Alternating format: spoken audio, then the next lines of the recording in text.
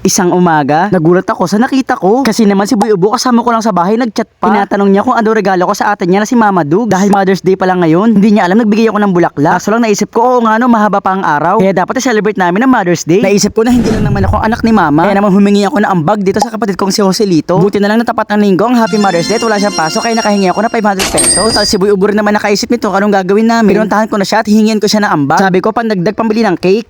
Wala naman akong pera eh. Pati ano na lang, Happy Mother's Day sa kay Ate Dubs, sa mama mo. Yun lang. Sabi nga niya wala siyang pera, pero butit pinag-aadya ng panahon, bigla siya nagkaroon ng customer. Kaya naman ginamit na ako na pinagbabawal na technique. Nilambat ako ng sticker para sure na bumili. At eto nga, bumili ng dalawang isda kaya naka 600 pesos. O diba tamang tama, edi may pangambag na si Boy Ubo. Kaya okay na, meron na kami pambili ng cake. Itong bayo ko nga pala magdadrive ng Team Dugot Tricycle papuntang bayan. Ang kaso lang, paalis na sana kami kasi meron kami nakitang kalapate. Totoo lang, lagi kaming nilalapitan ng mga kalapate. Kahit saan kami magpunta, nakakakita kami ng kalapate at pinapainom namin to. Mukha kasing pagod yung kalapate kaya nakadapo. Kaya naman naglagay kami ng tabo para pwede niya mainuman. Lagi namin itong ginagawa tuwing nakakakita kami ng kalapate. Pero ilang minuto na kami dito, hindi pa rin siya lumalapit sa tubig. Sabi ko na lang, baka natatakot at baka isipin niya na huhulihin siya. Kaya sabi ko, alis na kami at hayaan na lang natin siya dyan. Baka nahihiya lang at mamaya uminom na rin. Kaya naman eto na nga at kinuha na namin ng Team Dugot Tricycle. Ang balak talaga sana namin ay mag-boodle fight at kami na lang ang magluto. Kaya lang sobrang init ng panahon, baka una pa kami maluto sa lulutuin. Nakarating na nga pala kami dito sa Goldilocks.